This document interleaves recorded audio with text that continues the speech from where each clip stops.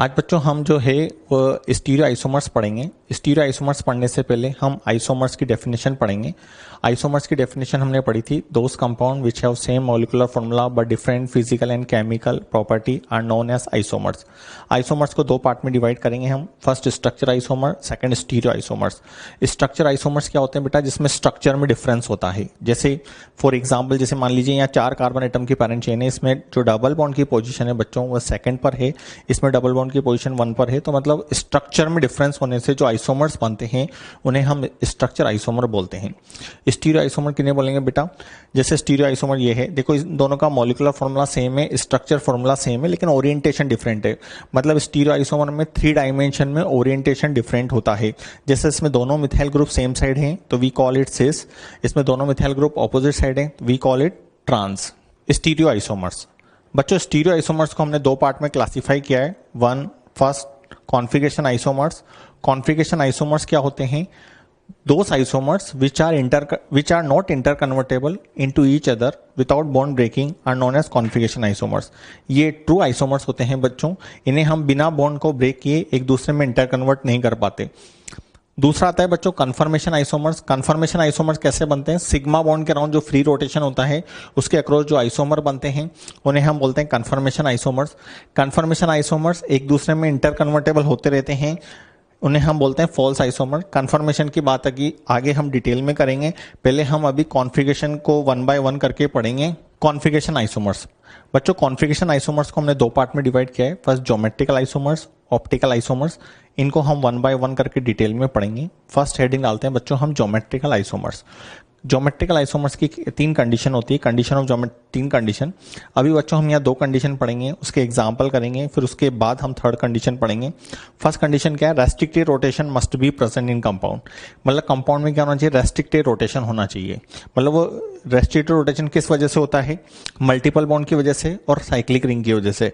Multiple bond जैसे carbon carbon double bond, carbon nitrogen double bond, nitrogen nitrogen double bond, ठीक है। Cyclic ring, कोई भी cyclic ring होंगी 3 मेंबर, 4 मेंबर, 5 मेंबर, 6 मेंबर, तो उसमें रेस्ट्रिक्टेड रोटेशन होगा। सेकंड कंडीशन आती है बच्चों, 2 डिफरेंट एटम और group of atom are present on restricted atom. जो रेस्ट्रिक्टेड एटम है इस पे ये दोनों एटम और ग्रुप ऑफ एटम जो हैं ये डिफरेंट होने चाहिए। ये ए और बी दोनों डिफरेंट है, ये डी और ई दोनों डिफरेंट है। अगर ये एटम और ग्रुप ऑफ एटम डिफरेंट है बच्चों तो ये कंपाउंड जो है वो ज्योमेट्रिकल आइसोमरिज्म शो करेगा। सिमिलरली देखिए यहाँ पे दोनों एटम और ग्रुप ऑफ एटम डिफरेंट है, यहाँ पे भी दोनों एटम और ग्रुप ऑफ एटम डिफरेंट हैं, तो ये कंपाउंड जो है बच्चों ज्योमेट्रिकल आइसोमरिज्म शो करेगा। बच्चों हम अब ज्योमेट्रिकल आइसोमर के एग्जांपल करते हैं, उसके लिए क्वेश्चन है which of the following compound will show geometrical isomerism. 1 by 1 example देखेंगे बच्चों। ये हमारी फर्स्ट कंडीशन थी, रेस्ट्रिक्टेड रोटेशन होना चाहिए बच्चों, है रेस्ट्रिक्टेड रोटेशन। सेकंड कंडीशन थी 2 डिफरेंट एटम और ग्रुप ऑफ एटम होना चाहिए रेस्ट्रिक्टेड में। यहाँ ध्यान से देखिए बच्चों, यहाँ पे H और CH3 दोनों एटम और ग्रुप ऑफ एटम अलग अलग है, लेकिन यहाँ दोनों हाइड्रोजन है, दोनों एटम और ग्रुप ऑफ एटम सेम है। डेट्स वाई ये कंपाउंड जो है वो ज्योमेट्रिकल आइसोमरिज्म शो नहीं करेगा। ये वाला देखिए बच्चों, ये डबल बॉन्ड है, रेस्ट्रिक्टेड रोटेशन है। यहाँ पर बच्चों ये H और CH3 अलग अलग है, H और CH3 अलग अलग है। इसका मतलब जो है ये वाला कंपाउंड जो है वो क्या शो करेगा? GI शो करेगा, ज्योमेट्रिकल आइसोमरिज्म शो करेगा। रेस्ट्रिक्टेड रोटेशन, दोनों एटम और ग्रुप एटम डिफरेंट, दोनों एटम और group atom different, GI show करेगा। अगेन रेस्ट्रिक्टेड रोटेशन, दोनों एटम और ग्रुप एटम डिफरेंट, दोनों एटम और ग्रुप एटम डिफरेंट, इसका नाम बच्चों मैलिक एसिड होता है, ये भी GI शो करेगा। 5th वाला एग्जाम्पल देखिए बच्चों। 5th वाले एग्जाम्पल में 2 डबल बॉन्ड है, एक ही कंपाउंड में कितने ही डबल बॉन्ड हो, ठीक है, सभी के अक्रॉस हमें GI देखेंगे। अब जैसे देखो बच्चों यहाँ के अक्रॉस देखें तो यहाँ पे देखो कार्बन की वैलेंसी होती है 4, तो यहाँ बच्चों 2 वैलेंसी सेटिस्फाई है। रिमेनिंग 2 वैलेंसी जो है बच्चों वो हाइड्रोजन से सेटिस्फाई होगी, हाइड्रोजन से सेटिस्फाई होगी। इसका मतलब दोनों एटम और ग्रुप एटम सेम है, तो यहाँ से अक्रॉस GI शो नहीं करेगा। लेकिन यहाँ देखो बच्चों 3 वैलेंसी सेटिस्फाई है, यहाँ पर 1 वैलेंसी हाइड्रोजन से सेटिस्फाई, ये मिथाइल, ये हाइड्रोजन से सेटिस्फाई, ये मिथाइल। मतलब दोनों एटम और ग्रुप एटम अलग अलग हैं, दोनों एटम और ग्रुप ऑफ एटम अलग अलग हैं। इसका मतलब ये कंपाउंड GI शो करेगा। यहाँ से भी GI शो कर रहा है, ओवरऑल मॉलिक्यूल करेगा। एक कंपाउंड में अगर मान लीजिए कितने ही डबल बॉन्ड हो, अगर एक ही डबल बॉन्ड GI शो कर रहा है तो वो पूरा मॉलिक्यूल बच्चों GI शो करेगा। नेक्स्ट एग्जांपल देखते हैं बच्चों, 6 नंबर। ये वाला जो है यहाँ दोनों एटम और ग्रुप एटम सेम है, कार्बन की वैलेंसी 4 होती है, दोनों हाइड्रोजन आएंगे, दोनों सेम आएंगे, तो यहाँ से GI शो नहीं करेगा। यहाँ से बच्चों GI शो करेगा क्योंकि ये H और ये पूरा ग्रुप डिफरेंट, H ये पूरा ग्रुप डिफरेंट, H और ये वाला पूरा ग्रुप डिफरेंट, अगेन H और ये पूरा ग्रुप डिफरेंट, H ये पूरा ग्रुप डिफरेंट। तो बच्चों यहाँ से GI शो करेगा, मतलब ओवरऑल मॉलिक्यूल GI शो करेगा। बच्चों इसको बोलते हैं हम ऑक्साइन, इसको बोलते हैं ऑक्साइन। अब हमने कंडीशन में देखा था रेस्ट्रिक्टेड रोटेशन प्रेजेंट होना चाहिए है, दो एटम और ग्रुप डिफरेंट होना चाहिए, यहाँ पे H और CH3 है। अब यहाँ पे एटम और ग्रुप यहाँ पे बच्चों लॉन पेयर है, लॉन पेयर और ये यहाँ पे OH दोनों अलग अलग है। तो बच्चों यहाँ के लिए अपन एक नोट लिखेंगे कि lone pair of electron and isotope act as a different group.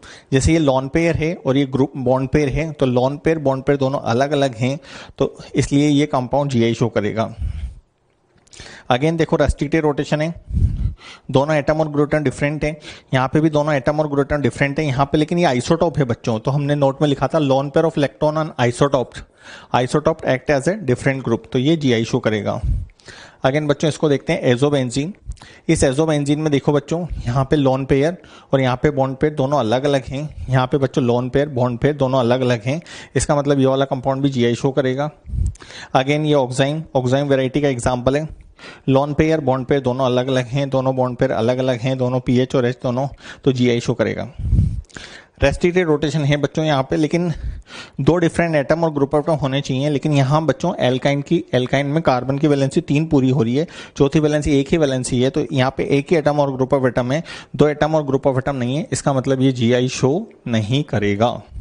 इसका मतलब क्या हो गया बच्चों, एल्काइन कभी भी GI शो नहीं करेगा। बच्चों अपन 11 के बाद 12 नंबर वाले एग्जाम्पल पे आते हैं। अब ये साइक्लिक वाले एग्जाम्पल हैं बच्चों। फर्स्ट कंडीशन थी रेस्ट्रिक्टेड रोटेशन होना चाहिए, साइक्लिक रिंग की वजह से रेस्ट्रिक्टेड रोटेशन है। सेकंड कंडीशन थी हमारे पास दो डिफरेंट एटम और ग्रुप ऑफ एटम होने चाहिए बच्चों। यहाँ पे दोनों एटम और ग्रुप एटम डिफरेंट है, लेकिन यहाँ देखें तो दोनों एटम और ग्रुप ऑफ एटम सेम है, यहाँ देखते हैं तो दोनों एटम और ग्रुप ऑफ एटम सेम है।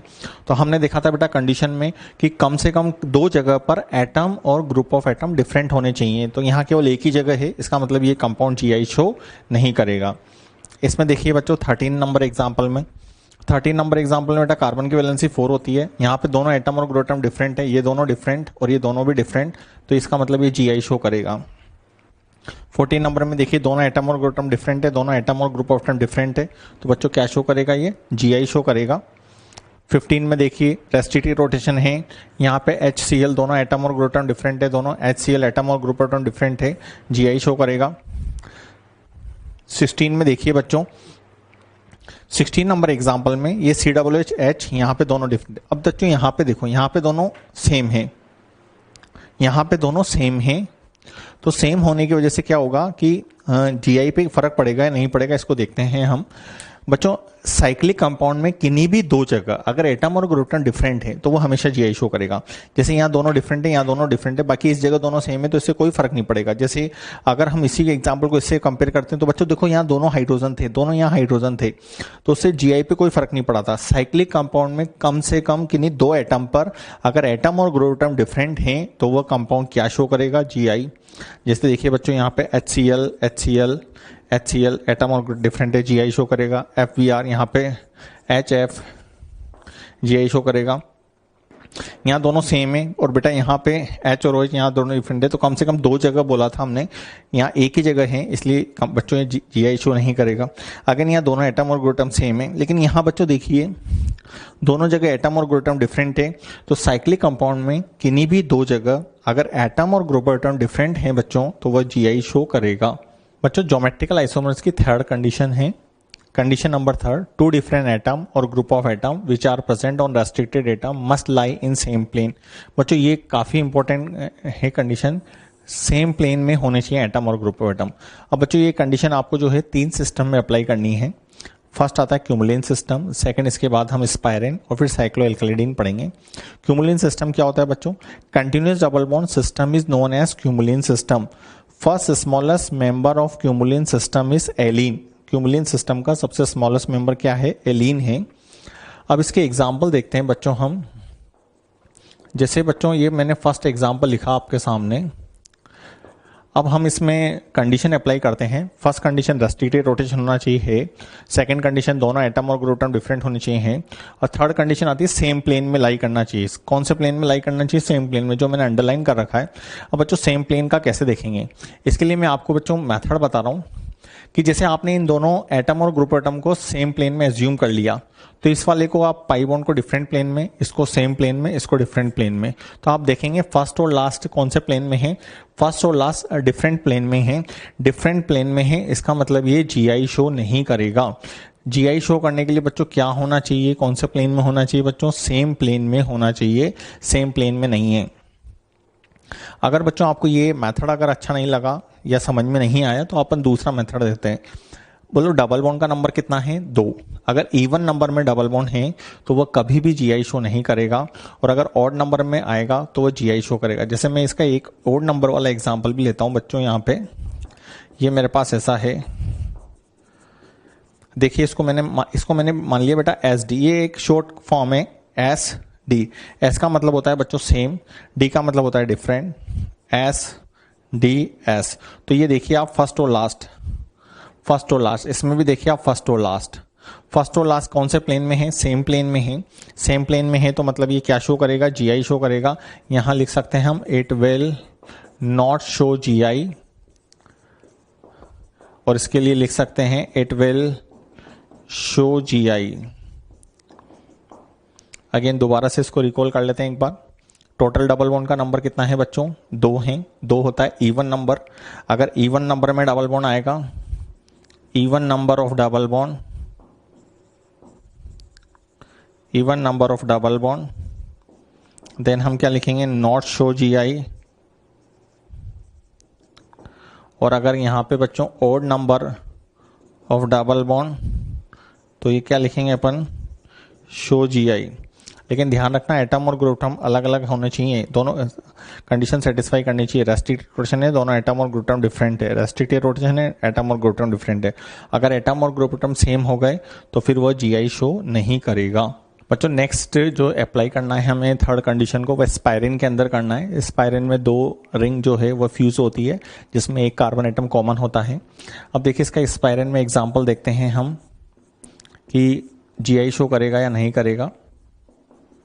एग्जाम्पल नंबर 1, वही कंडीशन अप्लाई करनी है बच्चों में। फर्स्ट कंडीशन रेस्ट्रिक्टेड रोटेशन होना चाहिए है साइक्लिक रिंग की वजह से, दोनों एटम और ग्रुप एटम डिफरेंट, यहाँ एच और मिथाइल अलग अलग हैं बच्चों, यहाँ एच और मिथाइल अलग अलग हैं। थर्ड है सेम प्लेन में होना चाहिए। अब सेम प्लेन में होने के लिए हम क्या करें, जैसे बच्चों प्रीवियसली हमने, अगर आपने देखा हो कि हमने ऐसे डबल बॉन्ड करके ऐसा एग्जाम्पल देखा था, यहाँ ऑड इवन कंसेप्ट हमने अप्लाई किया था। तो देखो बच्चों यहाँ जो डबल बॉन्ड है उस डबल बॉन्ड को मैंने साइक्लिक रिंग से रिप्लेस कर दिया। एक डबल बॉन्ड का डी 1 होता है, साइक्लिक रिंग का डी भी 1 होता है, तो मैंने इसको इससे रिप्लेस कर दिया। तो सेम कॉन्सेप्ट आप अप्लाई कर सकते हैं, कौन सा वाला, कि यहाँ पे 2 साइक्लिक रिंग हैं, 2 साइक्लिक रिंग हैं, तो इसका मतलब ये जीआई शो नहीं करेगा। या फिर जो मैंने एक और कंसेप्ट बताया था एस डी, आप देखिए फर्स्ट और लास्ट जो है वह, फर्स्ट और लास्ट जो हैं डिफरेंट प्लेन में है, डिफरेंट प्लेन में होने की वजह से ये जीआई शो नहीं करेगा। तो यहां लिख सकते हैं बच्चों it will not show GI. अगर हम इसका बेटा फ्री बॉडी डायग्राम बना के देखना चाहते हो आप, तो फ्री बॉडी डायग्राम भी बना सकते हैं। जैसे एक कार्बन की वैलेंसी 4 होती है, 4 वैलेंसी में हम ऐसे रिप्रेजेंट करेंगे, एक डार्क लाइन पे और एक डैश लाइन पे। तो इस वाले कार्बन का मैं फ्री बॉडी डायग्राम भी बना रहा हूँ। जैसे 2 वैलेंसी ऐसी हो गई इस कार्बन की, एक प्लेन में, एक वैलेंसी हो गई डार्क लाइन में मिथाइल, और एक वैलेंसी हो गई हाइड्रोजन डैश लाइन पर। अब बच्चों इस वाले एटम को इसके साथ रिंग बनाने के लिए सेम प्लेन में आना पड़ेगा। कोई भी रिंग जब बनेगी जब दोनों का प्लेन सेम होगा, तो बच्चों प्लेन सेम होने के लिए मैंने इसको ऐसा बना दिया। इसकी वैलेंसी ये ऐसे, एक वैलेंसी ऐसे, अब इसकी वैलेंसी इस तरीके से। इसको इसके साथ रिंग बनाने के लिए सेम प्लेन में आना पड़ेगा, मिथाइल और एच। आप देख सकते हैं बच्चों फर्स्ट और लास्ट वैलेंसी जो है वो डिफरेंट प्लेन में है। ये डार्क और डैश लाइन पर है, ये एक ही प्लेन में है। इसका मतलब ये जीआई शो नहीं करेगा। या फिर वही सिंपल सी टेक्निक अगर आप देखना चाहो तो ऑड इवन नंबर के देख लो, रिंग देख लो कितनी है, 2 है, 2 इवन नंबर में है। इवन नंबर में इसका मतलब जीआई शो नहीं करेगा। इसका दूसरा एग्जाम्पल देखते हैं बच्चों हम। ये Cl और ये Br, वही बच्चों टेक्निक अपनाते हैं। 1 2 3 कितनी रिंग है, 3 रिंग है। 3 ring even number, 3 ring odd number में है। ऑड नंबर में है तो जीआई शो करेगा। ऐसे देख सकते हैं दूसरा method S D S, first और लास्ट सेम प्लेन में है तो it will show GI। Again third example और देख लेते हैं बच्चों हम।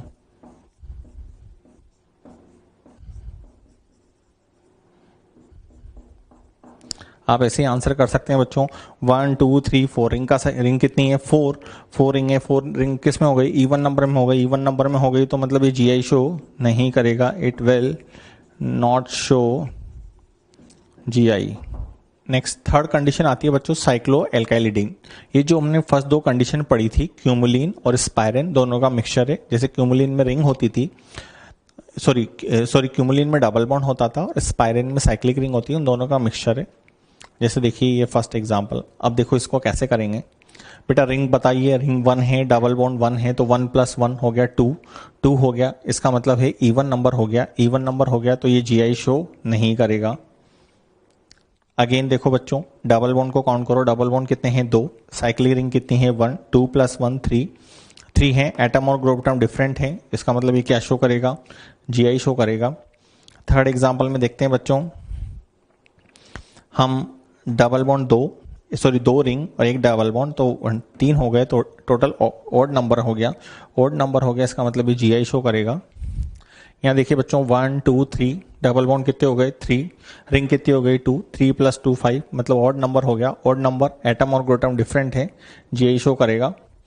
2 रिंग बच्चों, 2 double bond, 2 ring, 2 double bond, 2 + 2 4, even number हो गया। एटम और ग्रुप एटम डिफरेंट है, GI शो नहीं करेगा। अब थोड़ा ध्यान देना, सभी इस 6 नंबर एग्जाम्पल को ध्यान से देखेंगे। यहाँ दोनों एटम और ग्रुप ऑफ एटम डिफरेंट है। यहाँ से बेटा यहाँ ऊपर गया और नीचे गया, दोनों एटम और ग्रुप एटम डिफरेंट आ रहे थे। यहाँ से ऊपर नीचे जाने पे दोनों एटम और ग्रुप एटम डिफरेंट आ रहे हैं, तो ये GI शो करेगा। अब इसका कंपैरिजन हम फर्स्ट एग्जांपल से करते हैं बच्चों।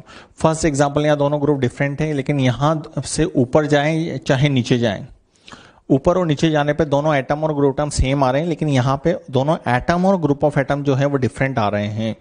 तो आपको जो है ये ऑड इवन कंसेप्ट जब ही लगाना है जब लास्ट तक एटम और ग्रुप ऑफ एटम सेम हो। अगर बीच में कहीं डिफरेंट आ गए, जैसे इसमें बच्चों बीच में डिफरेंट आ गए, तो ये हमेशा GI शो करेगा।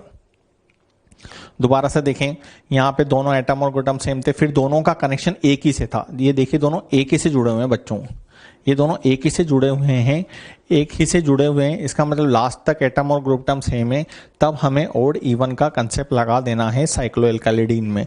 अगर बीच में जैसे यहाँ से ऊपर गया नीचे गया, दोनों डिफरेंट आ रहे हैं, यहाँ पे ऐसा 2 डिग्री कार्बन है जिससे कुछ भी नहीं जुड़ा हुआ है, यहाँ ऐसा 2 डिग्री कार्बन है जिससे ब्रोमीन जुड़ा हुआ है, तो दोनों डिफरेंट है, तो GI शो करेंगे। नेक्स्ट एग्जाम्पल देखो बच्चों, ये ऑक्साइन, दोनों एटम और ग्रुप एटम डिफरेंट है, यहाँ से ऊपर गए दोनों सेम, यहाँ से गए सेम, यहाँ से गए सेम, मतलब लास्ट तक एटम और ग्रुप ऑफ एटम सेम है बच्चों। तो लास्ट तक एटम और ग्रुप एटम सेम है, तो इसका मतलब ये हुआ ये साइक्लिक रिंग और ये डबल बॉन्ड, तो 1 + 1 2 2, मतलब इवन नंबर हो गया, मतलब GI शो नहीं करेगा। इस वाले में देखिए बच्चों, यहाँ एटम और ग्रुप एटम डिफरेंट हैं, यहाँ से ऊपर और नीचे गए दोनों एटम और ग्रुप एटम डिफरेंट आ रहे हैं। देखो यहाँ ऐसा 2 डिग्री कार्बन आ रहा है जिसपे कुछ अटैचमेंट नहीं है, यहाँ ऐसा 2 डिग्री कार्बन आ रहा है जिसपे क्लोरीन का अटैचमेंट है, मतलब यहाँ दोनों एटम और ग्रुप ऑफ एटम अलग अलग हैं। इसका मतलब ये क्या शो करेगा? ज्योमेट्रिकल आइसोमेरिज्म शो करेगा। नेक्स्ट आता है बच्चों geometrical isomerism in cycloalkene. Cycloalkene up to 7 carbon atom do not show geometrical isomerism because trans isomer have higher angle strain and cannot exist at room temperature। देखो बच्चों इसका मतलब क्या है, इसको एग्जांपल से समझते हैं। जैसे ये मेरे पास साइक्लोप्रोपीन है, कार्बन की वैलेंसी 4 होती है, इसमें एक H चित्र, तो ये बना बच्चों सिस। अब इसका ट्रांस आइसोमर क्यों नहीं बनेगा बच्चों? इस वाले कार्बन का अगर हम हाइब्रिडाइजेशन देखें तो इस वाले कार्बन का हाइब्रिडाइजेशन है sp2 हाइब्रिडाइजेशन में बॉन्ड एंगल कितना होना चाहिए? 120। लेकिन अपन इसकी ज्योमेट्री से देखें, क्या ये एंगल 120 आएगा? क्या नहीं।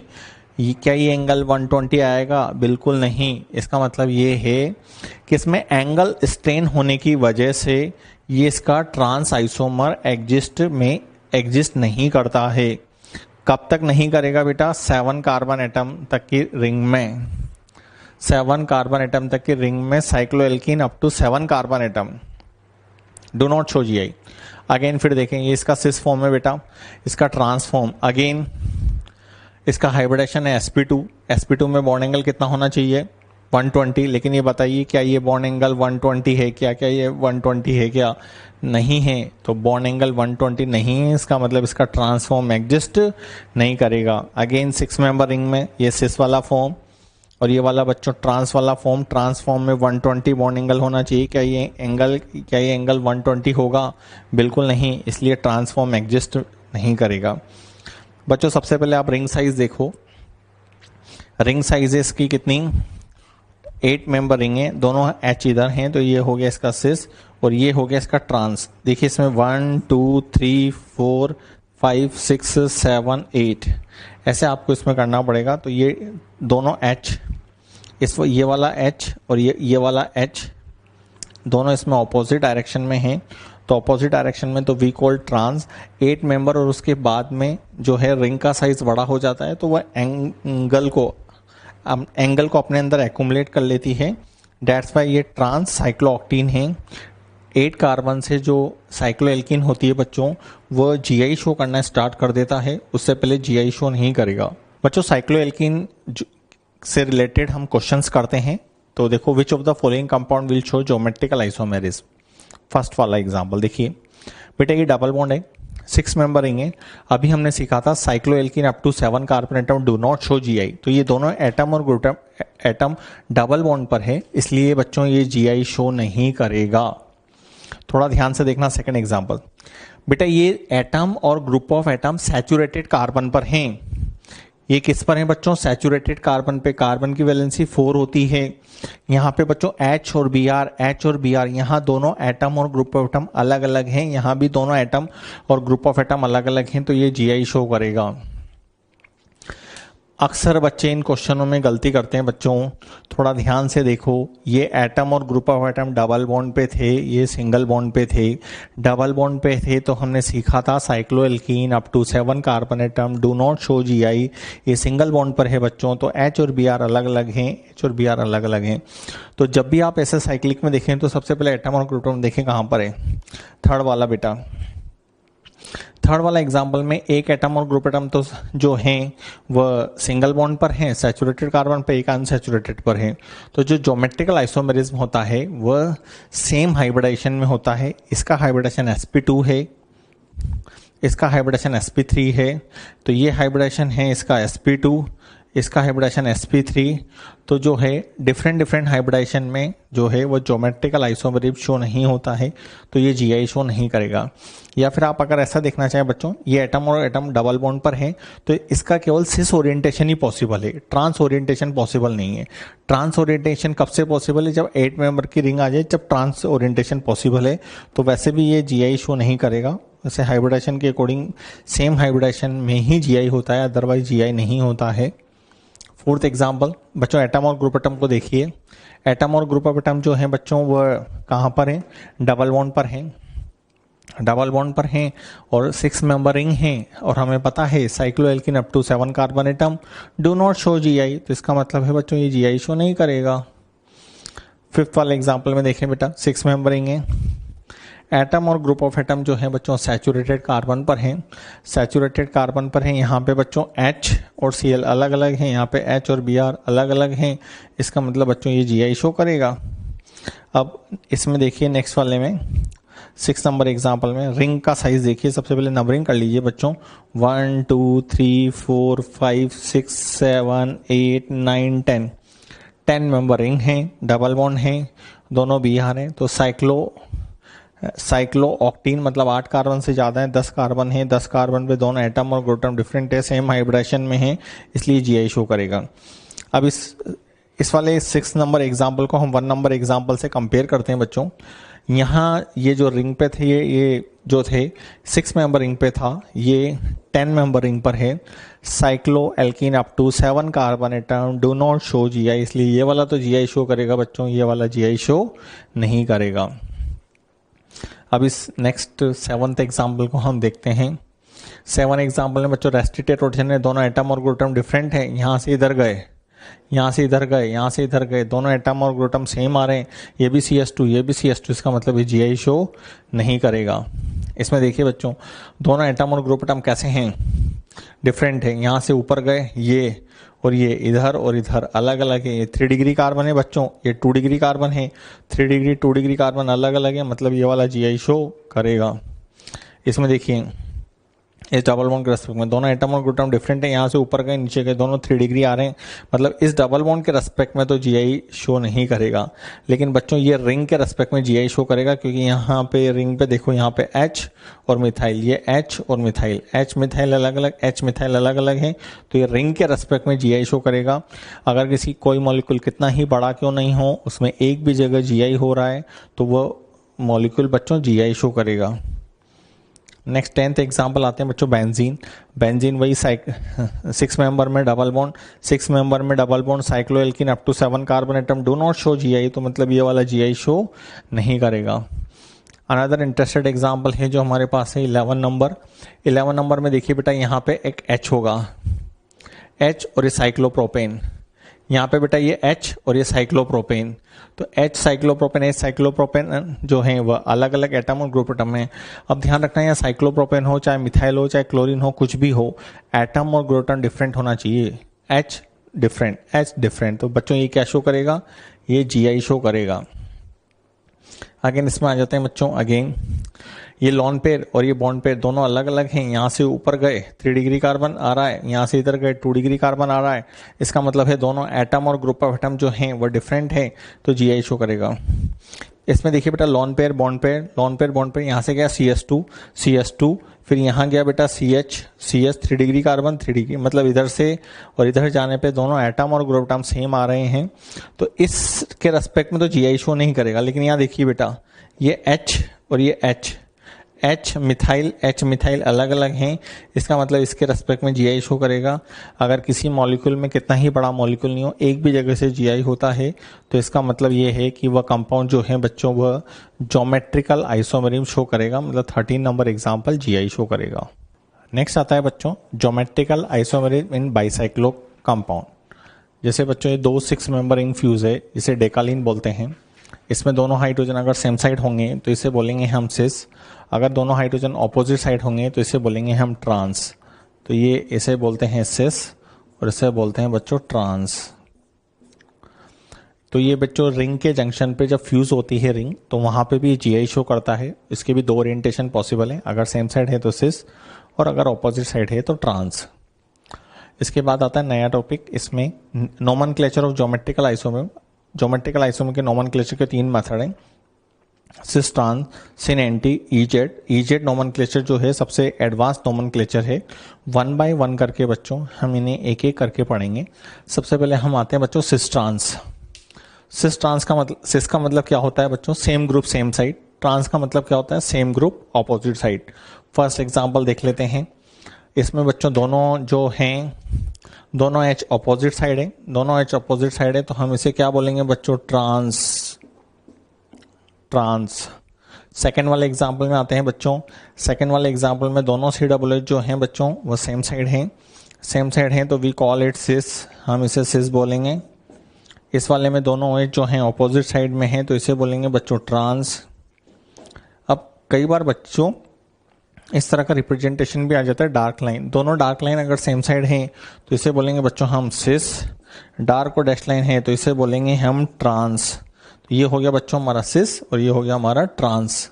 बच्चों सिस ट्रांस के बाद सेकंड नोमेनक्लेचर आता है हमारे पास सिन एंटी नोमेनक्लेचर किस किस के लिए एप्लीकेबल है, it is applicable on oxime, hydrogen और एजो कंपाउंड। अब हम देखते हैं बच्चों ऑक्साइम, हाइड्रोजन और एजो कंपाउंड क्या होते हैं 1 बाय 1। फॉर्मेशन ऑफ ऑक्साइम या हाइड्रोजन, ये CO ग्रुप है। CO ग्रुप का मतलब हो गया कार्बोनिल कंपाउंड। कार्बोनिल कंपाउंड में बच्चों ये एल्डिहाइड भी हो सकता है और कीटोन भी हो सकता है, ठीक है। ये हाइड्रोक्सिल अमीन से रिएक्शन करेगा, तो हाइड्रोक्सिल अमीन से जब रिएक्शन करता है तो ये हाइड्रोक्सिल अमीन से रिएक्शन करने के बाद इस तरीके से अगर हमने यहाँ से इसको वाटर मॉलिक्यूल का एलिमिनेशन किया, तो वाटर मॉलिक्यूल का एलिमिनेशन करने के बाद ये जो बना इसे बोलते हैं हम ऑक्साइन। ऐसे ही बच्चों ये NH2 को बोलते हैं हम hydrogen. NH2 is known as hydrogen. Hydrogen में से वाटर निकाला तो बना हाइड्रोजोन। अब बच्चों जो हमने ज्योमेट्रिकल आइसोमर की कंडीशन पढ़ी थी उसमें पढ़ा था रेस्ट्रिक्टेड रोटेशन होना चाहिए, दो एटम और ग्रुप एटम डिफरेंट होने चाहिए, यहाँ दोनों डिफरेंट है, लोन पेयर बॉन्ड पेयर। अगर बच्चों यहाँ एटम और ग्रुप ऑफ एटम डिफरेंट हुए तो ये कंपाउंड ज्योमेट्रिकल आइसोमेरिज्म शो करेगा।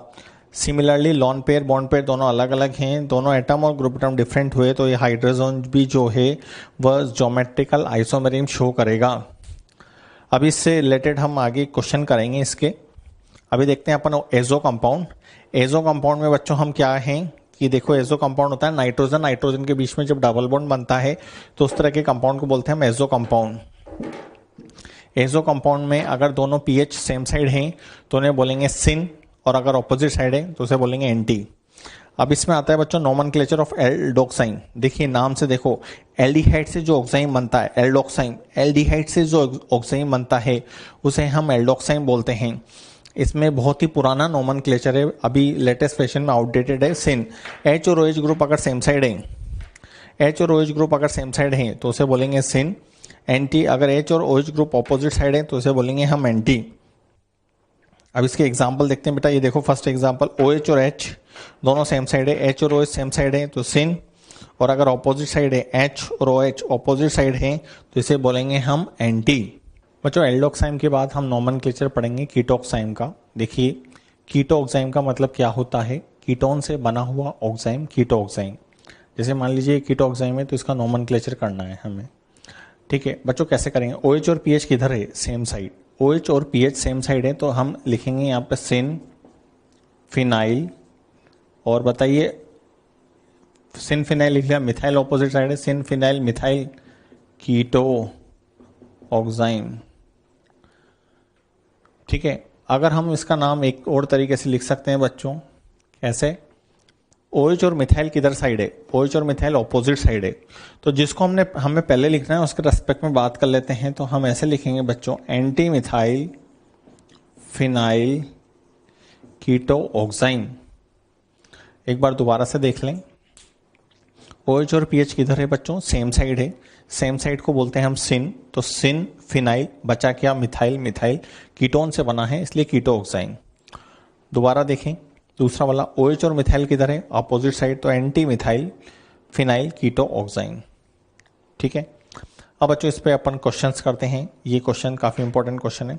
Lowest molecular weight of acyclic aldehyde ketone and their next higher homologue react with NH2OH, how many oximes are formed. ये बोल रहा है कि कितने ऑक्साइन बनेंगे। लोवेस्ट मॉलिक्यूलर वेट, ध्यान से देखना, सबसे छोटा मॉलिक्यूलर वेट होना चाहिए और क्या होना चाहिए, एसाइक्लिक होना चाहिए। क्या होना चाहिए, एसाइक्लिक। तो एसाइक्लिक में देखो अब इसको सॉल्व करते हैं। सबसे छोटा एल्डिहाइड कौन सा होता है बेटा, फॉर्मेल्डिहाइड, तो मैंने फॉर्मेल्डिहाइड लिख लिया। सबसे छोटा कीटोन कौन सा होता है बच्चों, एसीटोन, तो मैंने एसीटोन लिख लिया। अब होमोलॉग आप जानते हो, होमोलॉग में किसका डिफरेंस होता है, CH2 ग्रुप का, तो इसमें यहाँ CH3 लगा दिया तो एसिटाल्डिहाइड बन गया, ये होमोलॉग बन गया। इसमें ये लगा दिया तो ये होमोलॉग बन गया। देखिए बच्चों यहाँ से वाटर मॉलिक्यूल का एलिमिनेशन करेंगे, वाटर मॉलिक्यूल का एलिमिनेशन करेंगे और वाटर मॉलिक्यूल का हम एलिमिनेशन करेंगे। एलिमिनेशन करने के बाद देखिए ऐसा बना,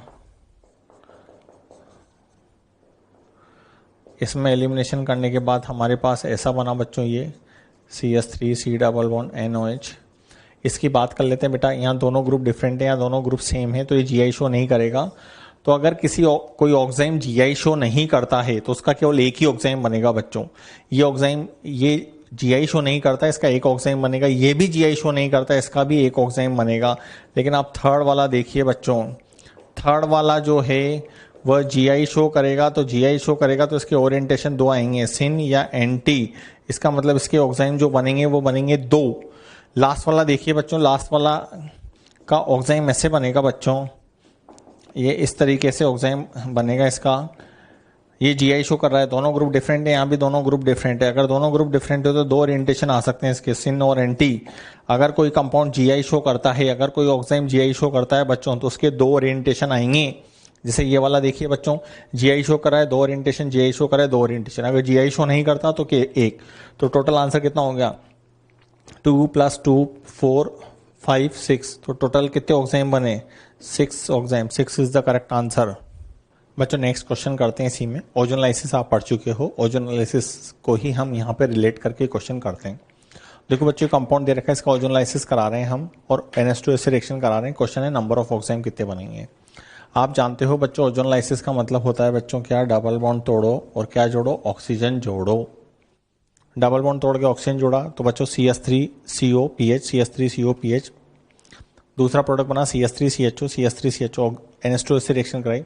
बच्चों दोनों ग्रुप अलग अलग हैं, दोनों ग्रुप अलग अलग हैं तो मतलब इसके दो ओरिएंटेशन बनेंगे, इट में बी सिन, इट में बी एंटी।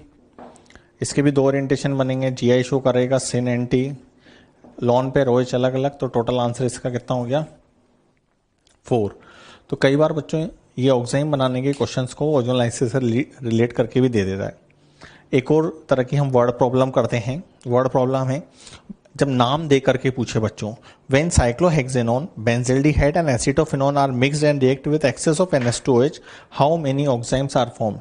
3 नाम दिए बच्चों उसने, साइक्लोहेक्सेनोन, बेंजल्डिहाइड और एसिटोफिनोन। ठीक है, तो ये एसिटोफिनोन कॉमन नेम है, तो आपको जो है बच्चों कॉमन नेम भी आना चाहिए। ठीक है, साइक्लोहेक्सेनोन ये होता है, इसकी रिएक्शन NH2 से कराई। बेटा देखो इधर जाओ, चाहे इस तरफ जाओ चाहे इस तरफ जाओप, दोनों एटम और ग्रुप एटम सेम है। एटम और ग्रुप एटम सेम है, इसका मतलब GI शो नहीं करेगा। अगर GI शो नहीं करता तो उसका हमेशा एक ऑक्साइड बनेगा। सेकंड बेटा, यहाँ से बेटा वाटर मॉलिक्यूल अगर हमने इस तरीके से वाटर मॉलिक्यूल एलिमिनेट किया तो ये बना। तो देखिए बच्चों यहाँ पे लॉन पेयर OH दोनों अलग अलग, यहाँ पे H और PH अलग अलग, तो ये GI शो करेगा। GI शो करेगा तो 2 ओरिएंटेशन बनेंगे, इट में भी सिन, इट में भी एंटी। इसका नाम है बच्चों एसिटोफिनोन। एसिटोफिनोन, एसिटोफिनोन बेटा ये यहाँ से ऐसे वाटर मॉलिक्यूल का एलिमिनेशन कर दूं, कर दिया। यहाँ पे देखिए लॉन पेयर OH दोनों अलग अलग, दोनों अलग अलग, तो इसके कितने ऑक्साइड बनेंगे 2। तो टोटल ऑक्साइड मिल लीजिए 2 + 2 +, तो इसका आंसर आ गया बच्चों 5। इसका आंसर आ गया 5। तो इस तरह की जो प्रॉब्लम है इंटीजर वाले जो क्वेश्चंस पूछे जाते हैं बच्चों उसमें पूछी जाती है। बच्चों हमारे पास थर्ड आता है EZ nomenclature. EZ nomenclature, it is most advance nomenclature which is based on priority rule. Priority के कुछ रूल्स हैं जिन्हें 3 साइंटिस्ट ने प्रपोज किया था। Priority rule is given by Cahn, Ingold and Prelog. बच्चों इसका मैंने फर्स्ट वर्ड ले लिया, इसका भी फर्स्ट वर्ड ले लिया, इसका भी फर्स्ट वर्ड ले लिया, तो इसको शॉर्ट में बोलते हैं बच्चों CIP rule. CIP rule, CIP rule, 3 scientist ने दिया था। क्या रूल है देखते हैं अभी। पहले E और Z का मतलब देख लेते हैं। E का मतलब होता है बच्चों एंटाजीजेन। एंटाजीजेन का मतलब है higher priority group opposite side, higher priority group opposite side. Z का मतलब होता है जूसामेन। जूसामेन का मतलब होता है हायर प्रायोरिटी ग्रुप किधर, सेम साइड। अब बच्चों रूल देखते हैं अपन। दैट एटम्स और group of atoms give higher priority which have higher atomic number. जिसका एटॉमिक नंबर ज्यादा होगा हम उसे प्रायोरिटी देंगे। जैसे देखिए बच्चों एग्जाम्पल, फ्लोरीन और क्लोरीन में एटॉमिक नंबर किसका ज्यादा, क्लोरीन का एटॉमिक नंबर ज्यादा। कार्बन और क्लोरीन में किसका ज्यादा, इसका ज्यादा। दोनों हाई प्रायोरिटी ग्रुप किधर आ रहे हैं, सेम साइड। सेम साइड आने को क्या बोलेंगे बच्चों, Z। Zusammen higher priority group, same side. देखिए if atomic number of first atom is same, अगर फर्स्ट एटम का एटॉमिक नंबर सेम है then priority is decided by linear comparison of atomic number of next element. जैसे देखिए बच्चों यहां से चलते हैं इस एग्जांपल में। यहां से गए बच्चों कार्बन, यहां भी है कार्बन, कार्बन के बाद OH, कार्बन के बाद Cl। ऑक्सीजन और क्लोरीन में किसका एटॉमिक नंबर ज्यादा है, क्लोरीन का एटॉमिक नंबर ज्यादा है, तो इसको फर्स्ट प्रायोरिटी। यहाँ बेटा कार्बन है, कार्बन से 3 हाइड्रोजन जुड़े हुए हैं बच्चों। यहाँ कार्बन है, कार्बन से 2 हाइड्रोजन, एक कार्बन, 2 हाइड्रोजन, 2 हाइड्रोजन इक्वल हो गए। एक हाइड्रोजन और कार्बन में कार्बन का एटॉमिक नंबर ज्यादा है, तो इसको हमने हायर प्रायोरिटी दी। तो हायर प्रायोरिटी देने पे बोलो दोनों सेम प्रायोरिटी ग्रुप किधर आ रहे हैं, सेम साइड। तो सेम साइड आने को इसको बोलेंगे Z। बच्चों EZ का थर्ड रूल आता है हमारे पास। If atom have same atomic number then that isotope give higher priority which have higher atomic number. बच्चों आइसोटोप्स का आप जानते हो एटॉमिक नंबर सेम होता है लेकिन एटॉमिक मास डिफरेंट होता है। देखिए क्लोरीन 35, 37, एटॉमिक नंबर दोनों का 17 है, तो लेकिन प्रायोरिटी किसको देंगे, एटॉमिक मास को, तो इसको फर्स्ट प्रायोरिटी। H और D में फर्स्ट प्रायोरिटी D को जाएगी, तो दोनों हायर प्रायोरिटी ग्रुप किधर है, ऑपोजिट साइड है।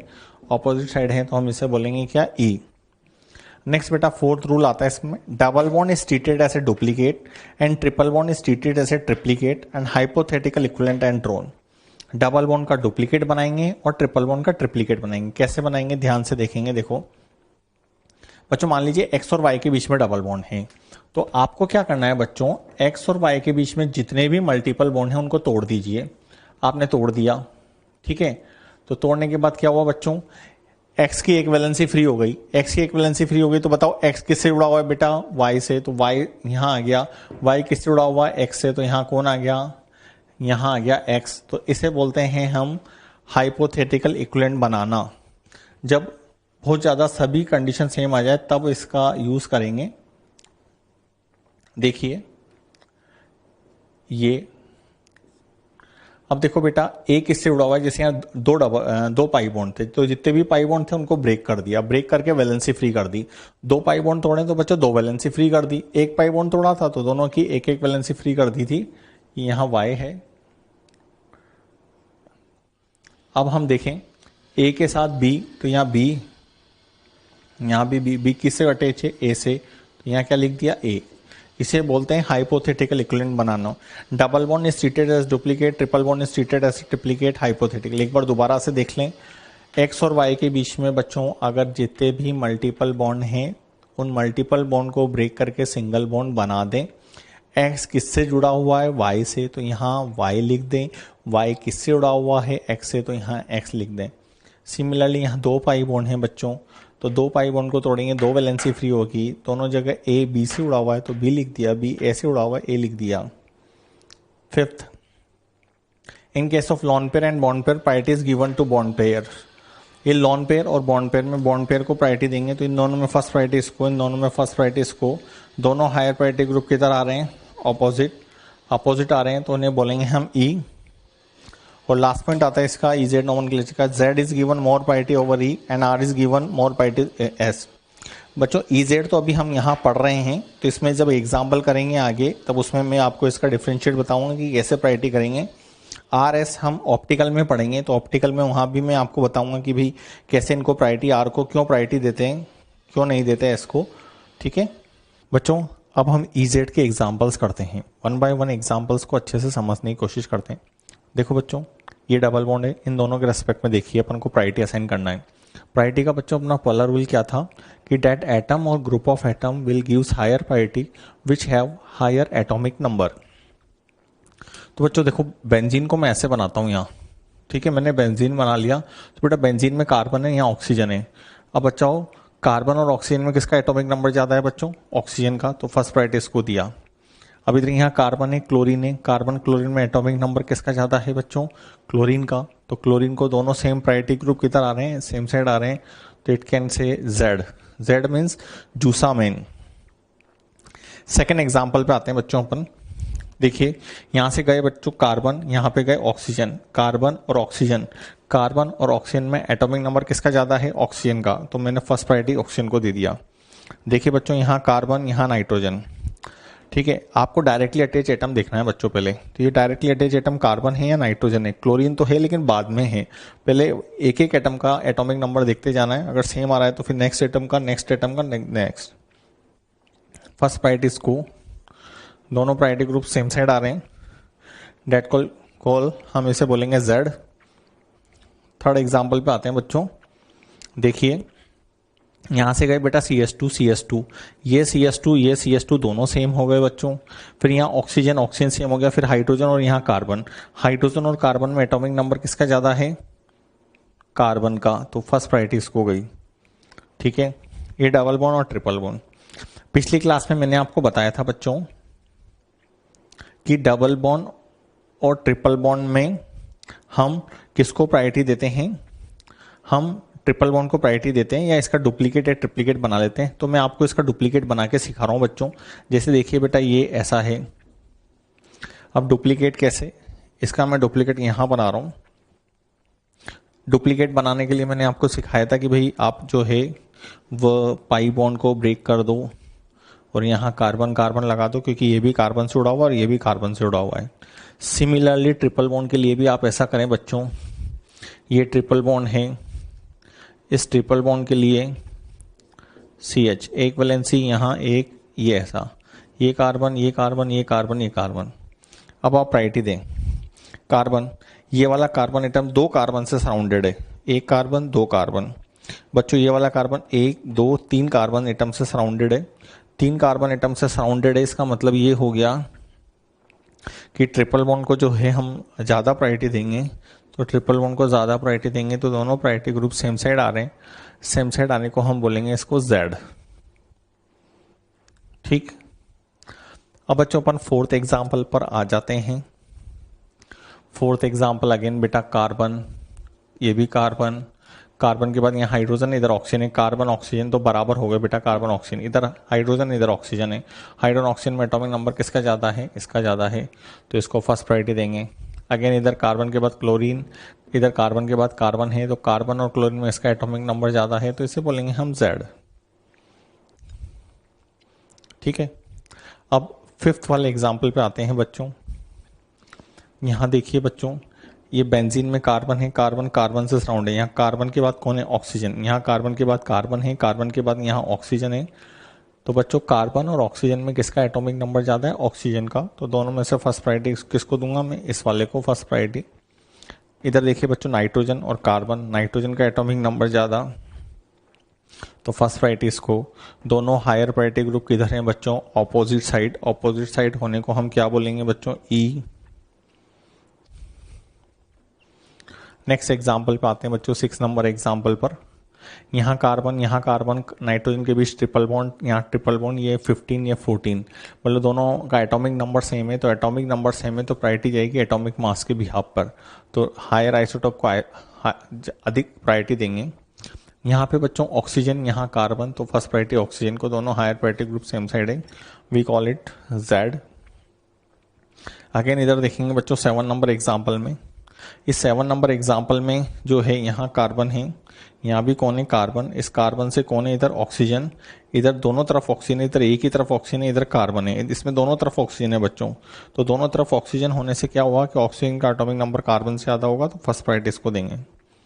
इधर देखिए बच्चों साइक्लोप्रोपेन है, ये वाला, ठीक है, ये साइक्लोप्रोपेन है, इधर कार्बन कार्बन कार्बन, यहाँ कार्बन से नाइट्रोजन, कार्बन नाइट्रोजन में एटॉमिक नंबर किसका ज़्यादा, नाइट्रोजन का एटॉमिक नंबर ज़्यादा, तो नाइट्रोजन का एटॉमिक नंबर ज़्यादा, तो इसे बोलेंगे हम क्या, Z, क्योंकि दोनों same priority group same side आ रहे हैं। नेक्स्ट आते हैं हम 8 नंबर एग्जाम्पल पर बच्चों। 8 नंबर एग्जाम्पल थोड़ा ध्यान से देखेंगे, इस डबल बॉन्ड के अक्रॉस देखा तो हमने यहाँ पे देखा कार्बन, यहाँ पे इन दोनों में फर्स्ट प्रायोरिटी हमने इसको दी, इन दोनों में इधर हाइड्रोजन कार्बन फर्स्ट प्रायोरिटी इधर की, तो मतलब बच्चों ये आ गया E। नीचे वाला देखेंगे फर्स्ट प्रायोरिटी इस वाले को, फर्स्ट प्रायोरिटी ऊपर वाले को, तो ये वाला आ गया Z। कल मैंने एक रूल लिखाया था लास्ट में आपको, अगर आपको ध्यान हो बच्चों, Z और E में हम Z को ज़्यादा प्रायोरिटी देते हैं और R और S में हम R को अधिक प्रायोरिटी देते हैं।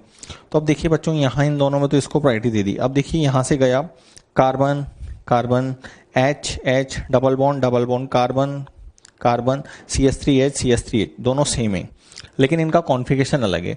स्टीरियोकेमिस्ट्री की जो डेफिनेशन होती है, same molecular formula, same structure formula, but different orientation.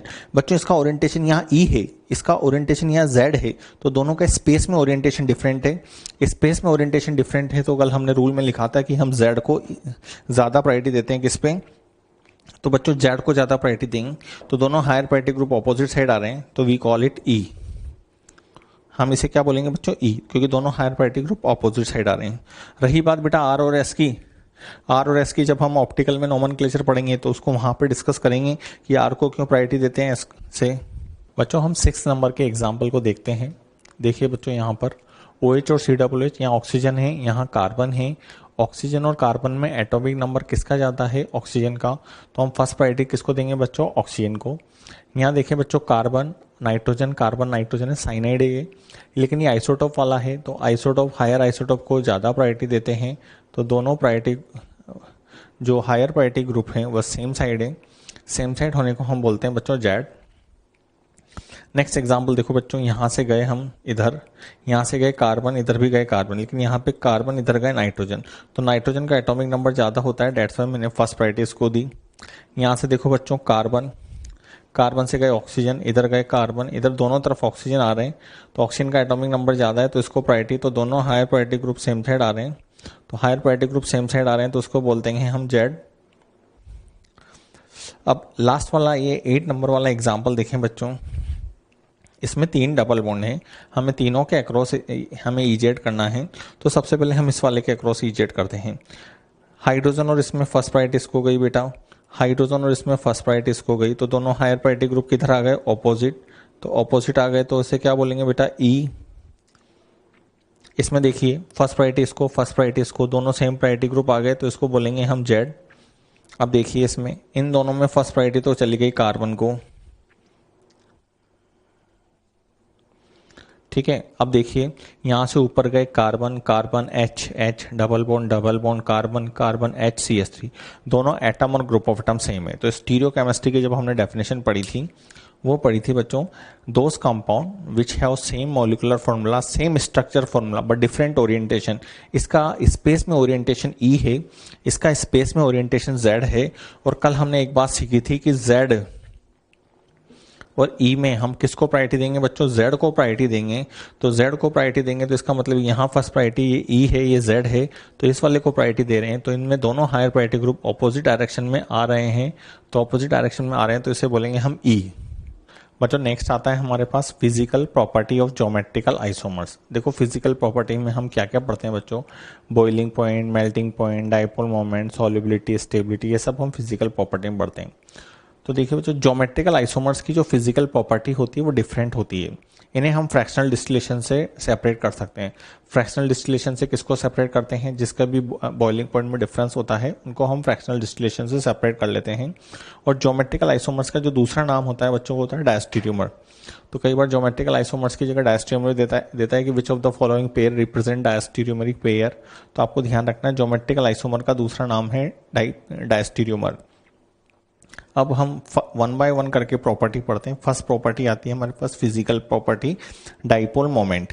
Dipole moment को बच्चों म्यू से रिप्रेजेंट करते हैं। डाइपोल मोमेंट डायरेक्टली प्रोपोर्शनल होता है पोलरिटी के, मतलब जो कंपाउंड जितना ज़्यादा पोलर होगा उसका डाइपोल मोमेंट उतना ही ज़्यादा होगा। डाइपोल मोमेंट बच्चों वेक्टर क्वांटिटी होती है, वेक्टर क्वांटिटी है और इसकी डायरेक्शन जो होती है वो लेस इलेक्ट्रोनेगेटिव एटम से मोर इलेक्ट्रोनेगेटिव एटम की तरफ होती है, लेस इलेक्ट्रोनेगेटिव एटम से मोर इलेक्ट्रोनेगेटिव एटम की तरफ होती है। अब इसको अपन एग्जाम्पल से समझते हैं। ये मेरे पास फर्स्ट एग्जाम्पल है बच्चों। अगर मैं इसको बोलूं इस कार्बन का हाइब्रिडेशन sp3 है, इस कार्बन का हाइब्रिडेशन sp2 है, sp2 की इलेक्ट्रोनेगेटिविटी ज़्यादा होती है एज कम्पेयर टू sp3, तो ये लेस इलेक्ट्रोनेगेटिव है, ये मोर इलेक्ट्रोनेगेटिव है, तो ये इसका जो डाइपोल मोमेंट आएगा वो इस तरफ आएगा। अगेन ये sp3 या sp2, तो देखिए बच्चों ऐसे आएगा। तो इन वेक्टर को हम आगे बढ़ाते हैं। आगे बढ़ाने पर यहाँ पे कोई ना कोई एंगल आएगा। अगर हमें ये एंगल मिल जाए तो हम इसका डाइपोल मोमेंट निकाल सकते हैं। इसमें देखिए बच्चों ये ऐसे आएगा और ये ऐसे आएगा। तो बच्चों इसमें दो वेक्टर जो हैं एक दूसरे को अपोज कर रहे हैं क्योंकि दोनों वेक्टर 180 डिग्री पर हैं। 180 डिग्री पर होने की वजह से इसका डाइपोल मोमेंट क्या आएगा, 0। तो इन दोनों कंपाउंड में जो है फर्स्ट का डाइपोल मोमेंट ज़्यादा होगा किससे, सेकंड से। अब बच्चों यहाँ पे कई बच्चे कंक्लूजन बना लेते हैं कि भाई सिस का ही डाइपोल मोमेंट हमेशा ज़्यादा होगा, ट्रांस का कम होगा। ऐसा नहीं है, इसको हम दूसरे एग्जाम्पल से समझते हैं। अगेन बच्चों ये sp3 हाइब्रिडाइज कार्बन है, ये sp2 हाइब्रिडाइज कार्बन है। sp3 और sp2 में sp2 की इलेक्ट्रोनेगेटिविटी ज़्यादा है तो ये इस तरीके से आएगा।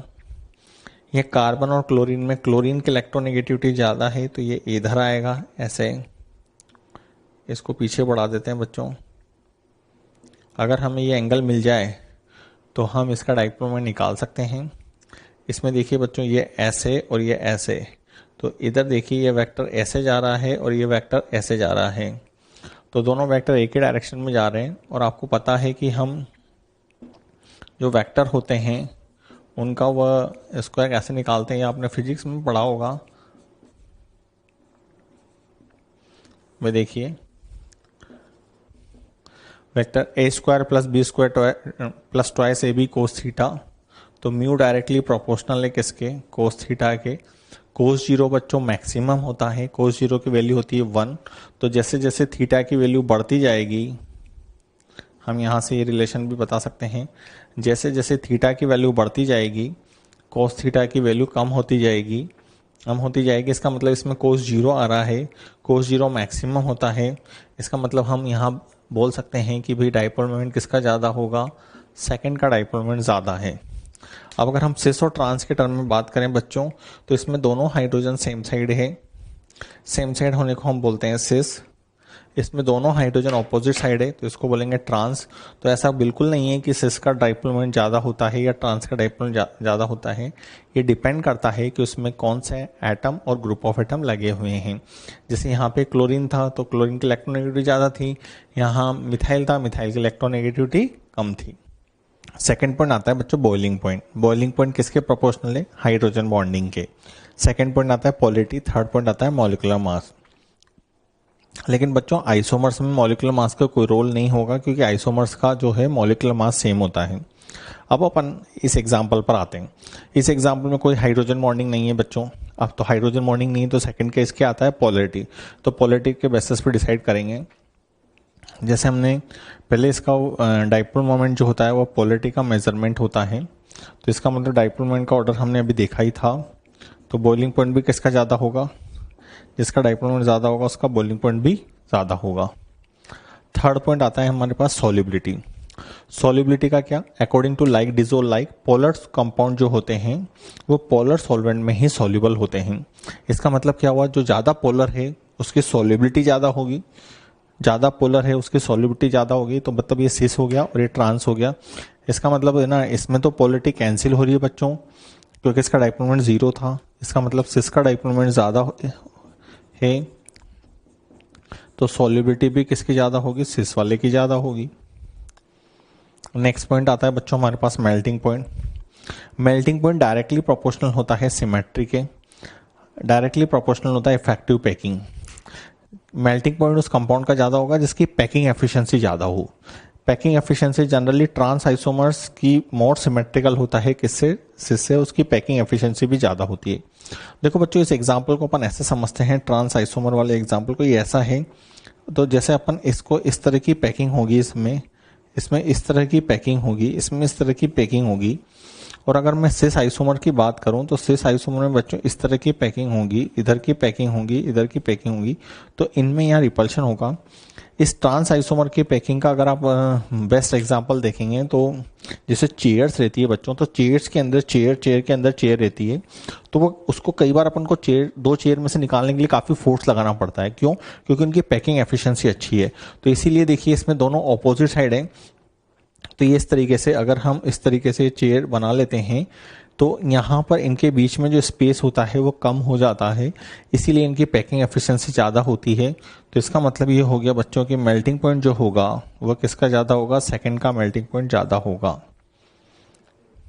इसके बाद हमारे पास फिफ्थ पॉइंट आता है स्टेबिलिटी। स्टेबिलिटी जो होगी बच्चों 1 स्टेरिक क्राउडिंग। जैसे इसमें दोनों मिथाइल सेम साइड है, दोनों मिथाइल सेम साइड है तो ये एक दूसरे पे रिपल्शन कॉज करेंगे। इसमें मिथाइल ऑपोजिट साइड है, मतलब इसमें स्टेरिक क्राउडिंग कम है, इसमें स्टेरिक क्राउडिंग ज़्यादा है।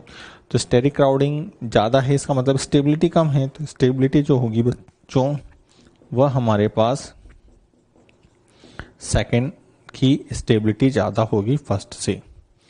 अगेन एक बार हम सारी की सारी प्रॉपर्टी को दोबारा कंक्लूड कर लेते हैं बच्चों इस एग्जाम्पल में। जैसे डाइपोल मोमेंट किसका ज़्यादा होता है? जिसकी पोलैरिटी ज़्यादा होती है।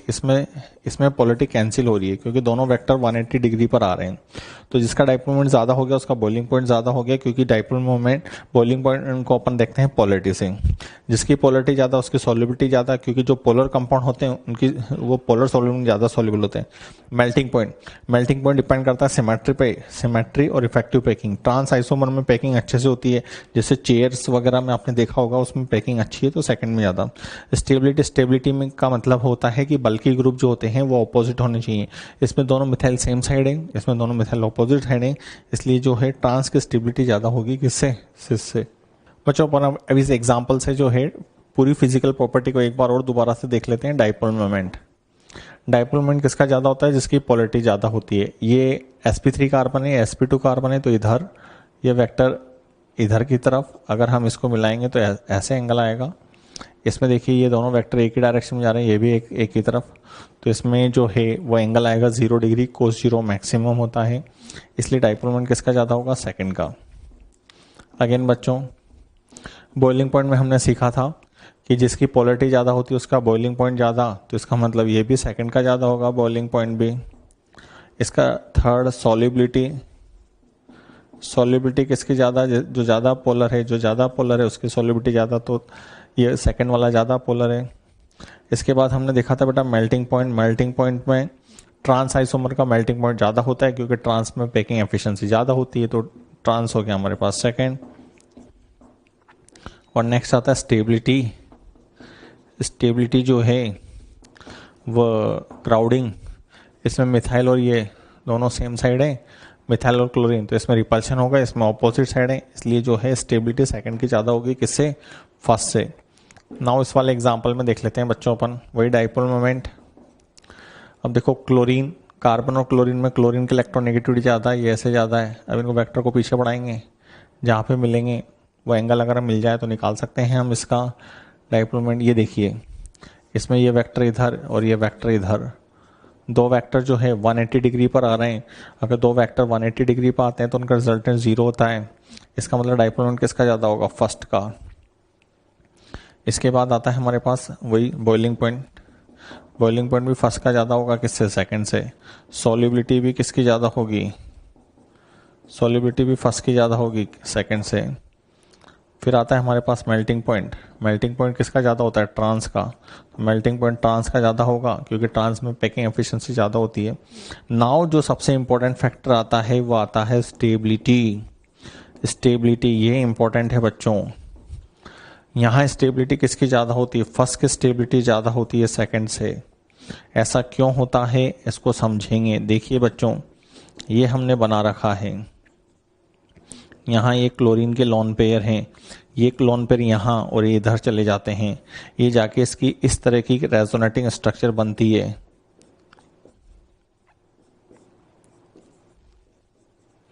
तो यहाँ इस नेगेटिव रेजोनेटिंग स्ट्रक्चर में जो बनती है उसमें ऑपोजिट चार्ज सेम साइड आते हैं। ऑपोजिट साइड सेम चार्ज आने की वजह से इसमें अट्रैक्शन होता है।